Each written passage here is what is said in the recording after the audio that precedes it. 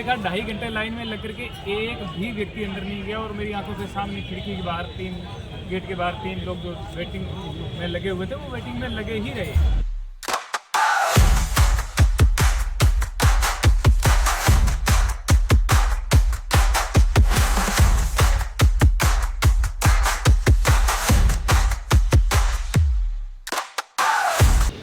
नमस्कार, आप देख रहे हैं न्याय तक। मैं हूं कुमार।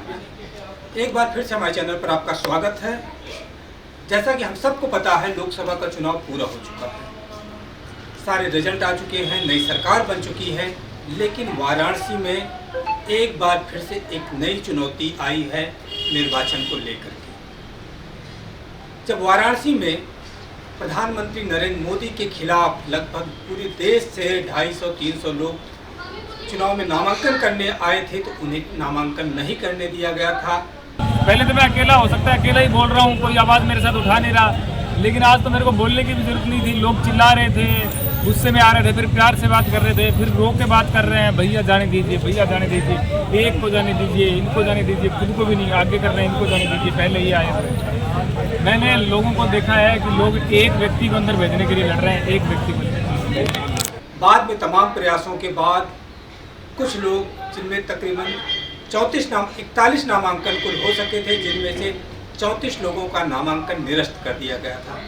इस निरस्तीकरण को एक बार फिर से उन आवेदकों में से एक श्याम रंगीला चुनौती देने जा रहे हैं। कुछ लड़ाइयाँ कभी खत्म नहीं होती। नामांकन निरस्त कर दिए जाने के बाद श्याम रंगीला एक बार फिर से वाराणसी पहुँचे हुए हैं, और इस बार वो बड़ा आरोप लगा रहे हैं कि यहाँ के जिलाधिकारी ने प्रधानमंत्री नरेंद्र मोदी को सपोर्ट करने के लिए तमाम उम्मीदवारों का नामांकन जानबूझ करके निरस्त कराया। तो हम श्याम रंगीला जी का एक बार फिर से वाराणसी में स्वागत करते हैं। श्याम रंगीला जी, अब क्या लड़ाई का आपका क्या स्टेप है, किन बातों को लेकर के आपको पता चला कि FIR करने जा रहे हैं? बहुत बहुत धन्यवाद। और वाराणसी फिर से आने का सौभाग्य प्राप्त हुआ है। पहले भी मैं आया तो नामांकन निरस्त हुआ था, फिर दोबारा मैं आया था, अब तीसरी बार आए। कोई बहुत बड़ा वो आरोप दोबारा से नहीं लगा रहे हैं, वही बातें हमारी जो उस समय थी। और बातें यही हैं कि जो यहाँ पे हमारे साथ नाइंसाफ़ी हुई, जो उनका कर्तव्य बनता था उससे उन्होंने हट करके और खुलेआम मतलब सपोर्ट करना एक तरीके से, वो हमें चुनाव लड़ने का अधिकार जो था वो हमसे छीन लिया गया। उसी के खिलाफ अच्छा, क्या आरोप क्या लगाए हैं, किन चीज़ों को लेकर के आपका नामांकन निरस्त किया गया?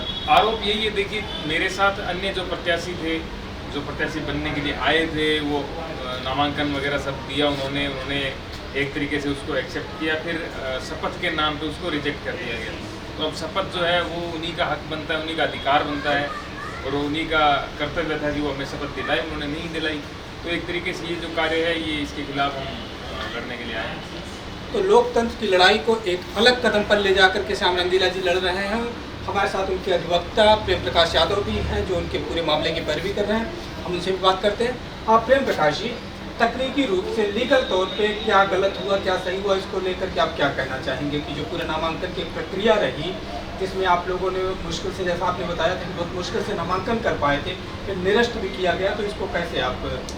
सबसे पहले तो मैं न्याय तक को बधाई देना चाहता हूं कि आप इस तरह के सवालों को लगातार उठा रहे हैं। मैं ये बताना चाह रहा हूं कि श्याम रंगीला जी के नेतृत्व में तमाम प्रत्याशी जो पूरे देश से आए थे, प्रधानमंत्री और भाजपा की जो नीतियां हैं, उन नीतियों के खिलाफ जो आक्रोश था, तो लोग उनके खिलाफ, उनकी जो नाकामियाँ हैं उनको बेनकाब करने के लिए उनके खिलाफ चुनाव लड़ने के लिए आए। चुनाव लड़ने के दौरान आपने देखा होगा कि 7 तारीख से बनारस में नामांकन प्रक्रिया शुरू हुई थी और 14 को आखिरी दिन था। तो 7 से लेकर के 14 तक किसी भी प्रत्याशी को, कुछ उनके चाहने वालों को, उनके डमी कैंडिडेटों को कांग्रेस और अपना दल को छोड़ करके किसी का भी नामांकन उन्होंने करने नहीं दिया। तो रोज़ सुबह 7 से लेकर के मतलब 7 तारीख से लेकर के 14 तारीख तक रोज़ सुबह 10 बजे से पहले ही प्रत्याशी सब आकर के लाइनों में खड़े हो जाते थे, और 3 बजे उनसे कह दिया जाता था कि अब आपका समय समाप्त हो गया, अब अगले दिन नामांकन करने के लिए आइएगा। और लाइन के अगली कतारों में उनके जो चाहने वाले हैं, जो उनके डमी कैंडिडेट थे, वो जो उनके गुर्गे थे, वे आकर के 30-35 की संख्या में लाइनों में खड़े हो जाते थे और लिहाजा होता था।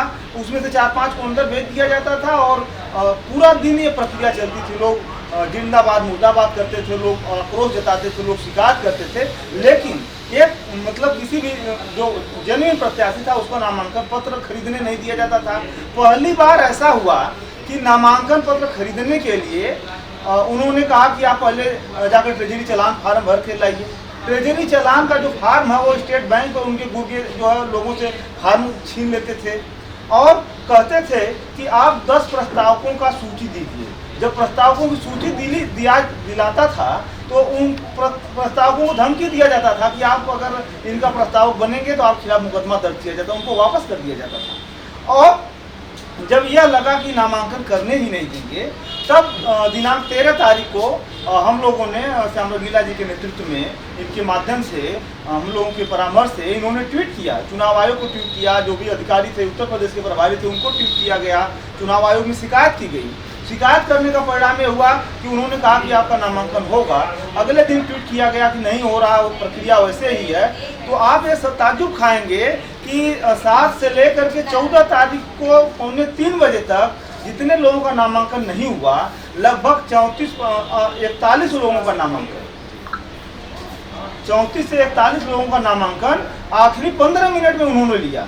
अब ये तो मान लीजिए इन्होंने जिला प्रशासन, जो जिलाधिकारी के नेतृत्व में पूरा लोगों को गैर कानूनी तरीके से वोट डालने जिस तरह से नहीं दिया जाता था, तो उस तरह से नामांकन फार्म नहीं भरने दिया गया। लेकिन उसमें इन्होंने वायलेशन क्या किया, इन्होंने 2 वायलेशन किया हमारे पर्टिकुलर कैटेगरी में, हमारे प्रत्याशी के संदर्भ में।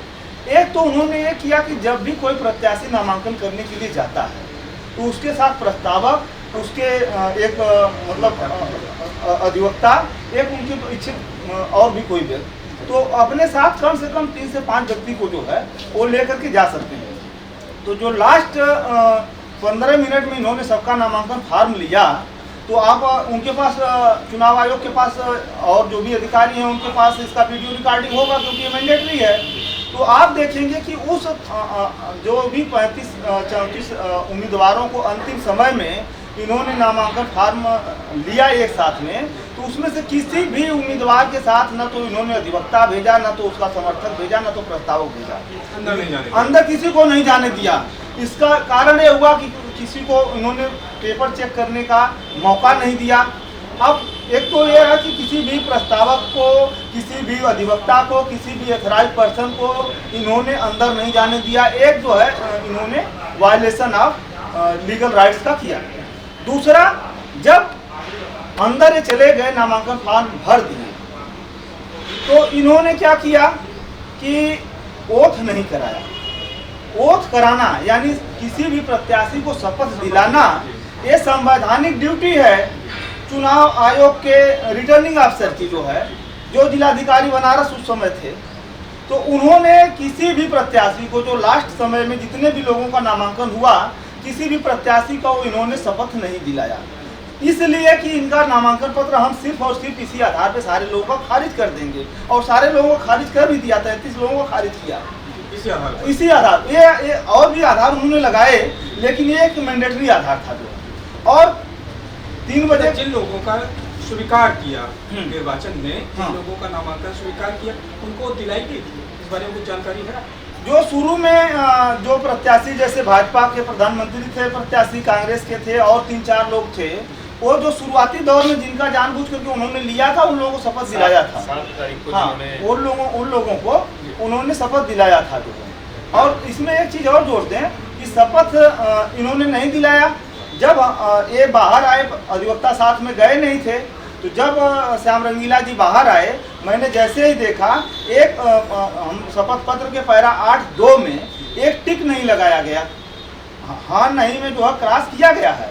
ये मतलब शपथ पत्र जो है, इस आधार पे एक करेक्शन लगाने का मतलब पर्याप्त आधार नहीं था, लेकिन इसके बावजूद भी उन्होंने जो है खोज करके लगा दिया। तो एक के बाद भी तो नामांकन जमा करने के बाद भी तो एक बार स्क्रूटनी का समय मिलता है। हाँ बिल्कुल, मैं वही कह रहा था कि तो जब हमने देखा कि शपथ पत्र इन्होंने नहीं दिला, शपथ नहीं दिलाया, ओथ नहीं दिलाया है, तो तुरंत हम लोग 1 घंटे के अंदर जो है आ गए, रिटर्निंग अफसर से मिले। रिटर्निंग अफसर ने कहा कि इसके लिए हम नहीं कर सकते हैं, सहायक रिटर्निंग अफसर ने, फिर रिटर्निंग अफसर अभी आ रहे हैं, उनसे आप बात करिए। डीएम वहाँ पर 9 बजे 9:30 बजे के लगभग आए, श्याम रंगीला जी थे, मैं थे और एक साथी थे। उन्होंने डांट करके कहा जो है कि ये कैसे आ गए, अपने अधिकारियों को डांट करके, दरोगा थे, इंस्पेक्टर थे, ये तुम लोग यहाँ पे क्या कर रहे हो, क्या यहाँ पिकनिक स्पॉट है? तो उन्होंने डांट करके अपने अधिकारियों को कहा कि इन लोगों को भेजिए।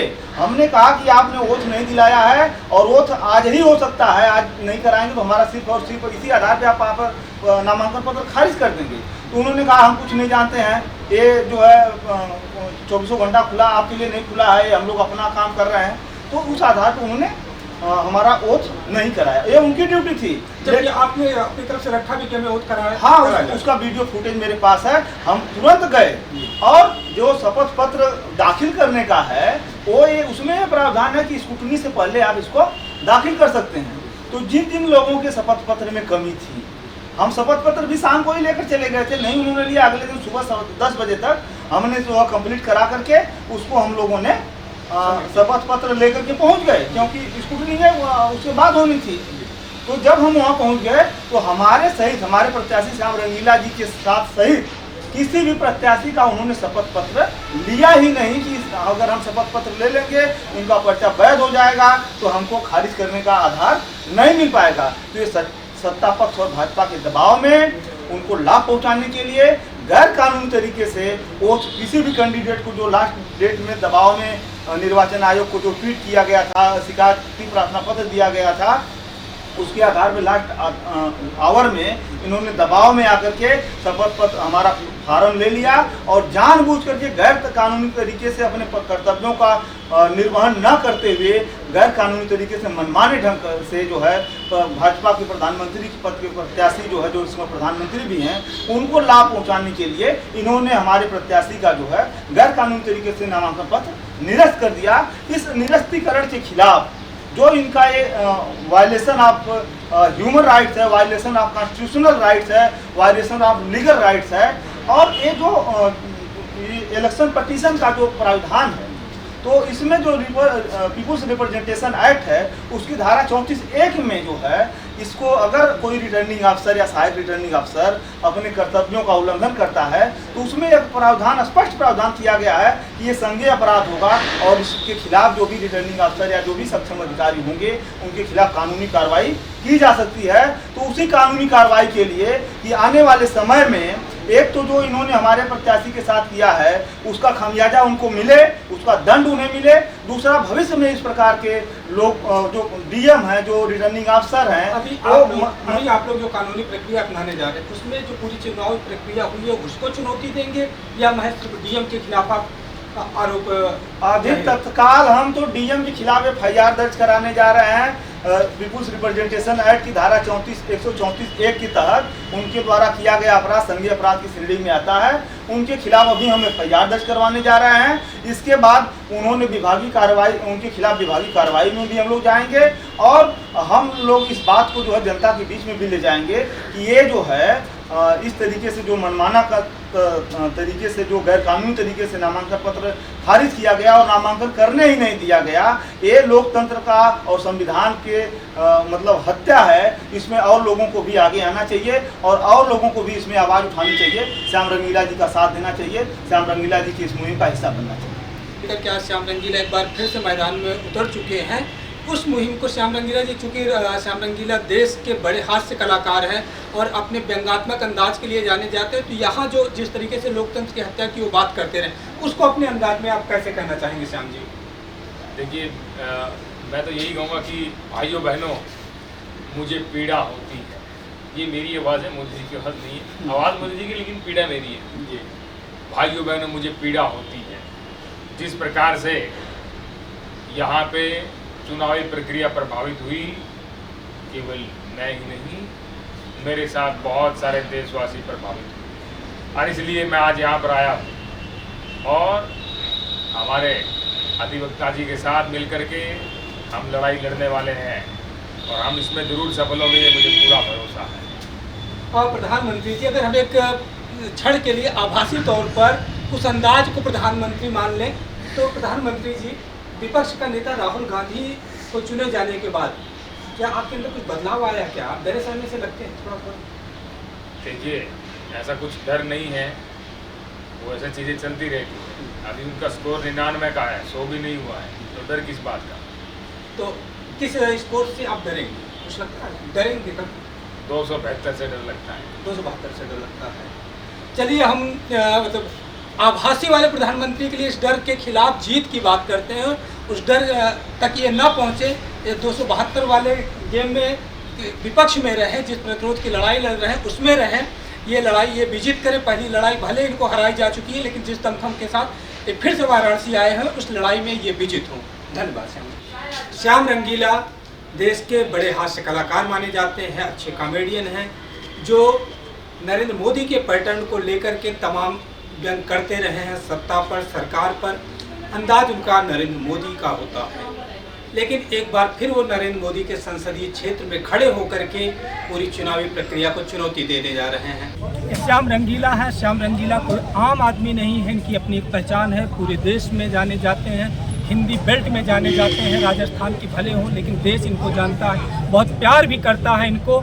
और आज जब वो इस लोकतंत्र की लड़ाई के लिए, लोगों के हक हुकूक अधिकार की बात करने के लिए जब मुहिम छेड़ने के लिए बनारस आए, तो बनारस के प्रशासन ने उनके सामने लोकतंत्र का गला घोटा है। उनके सामने जैसा कि बता रहे हैं कि लोग लाइन में लगे रहे 2.5-3 घंटे से, ये भी लाइन में खड़े रहे, लेकिन उन्हें पर्चा नहीं दाखिल करने दिया गया। मैं बताऊं, 2014 के अंदर जब कांग्रेस की सरकार थी, मैं मोदी जी के साथ में लगा था। मोदी जी के साथ में मैंने इन द सेंस कि मैंने पूरा समर्थन किया था, चाहे फेसबुक हो, चाहे यूट्यूब हो, चाहे कैसे भी हो, हमने पूरी तरह समर्थन किया था और सरकार बदली थी, तो हमें बहुत खुशी हुई। आज 10 साल हो गए हैं। मैं वो व्यक्ति हूँ जिन्होंने मोदी जी को समर्थन किया था, लेकिन आज मोदी जी मैंने ये देख के महसूस किया कि ठीक नहीं हो रहा है। ठीक